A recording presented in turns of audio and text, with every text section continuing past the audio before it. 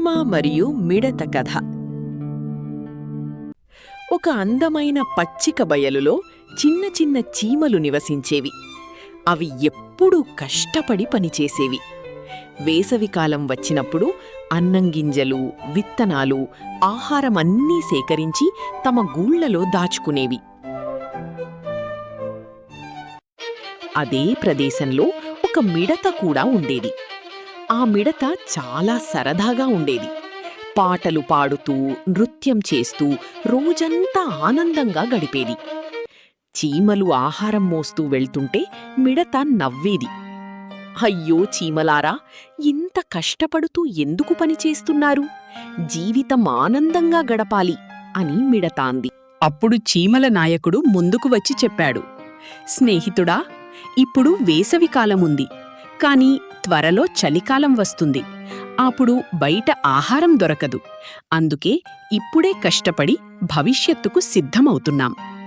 కాని మిడత ఆ మాటలను పట్టించుకోలేదు. ఇంకా చాలా సమయముంది, ఇప్పుడే ఎందుకు పనిచెయ్యాలి అని నవ్వుతూ మళ్లీ పాటలు పాడసాగింది.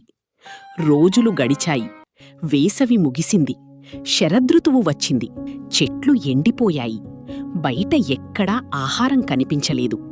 మిడతకు చాలా ఆకలి వేసింది.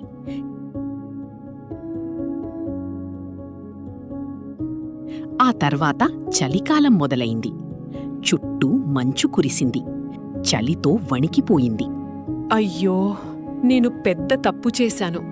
చీమల మాట విన్నుంటే బావుండేది అని బాధపడింది.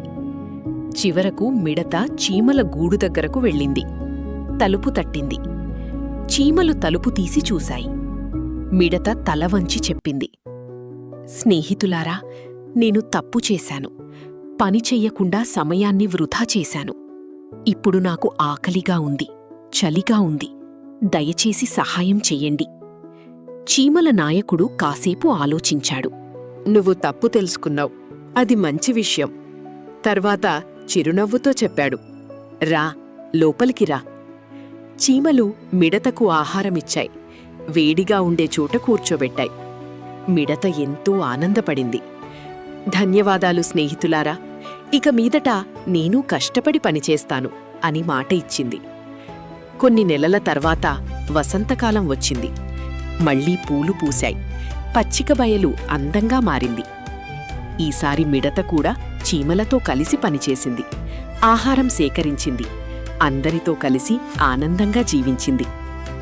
నీతి: ఈరోజు కష్టపడితే రేపు సుఖంగా జీవించగలం. ముందు జాగ్రత్త, కష్టం, క్రమశిక్షణ ఎప్పుడూ మనల్ని కాపాడతాయి.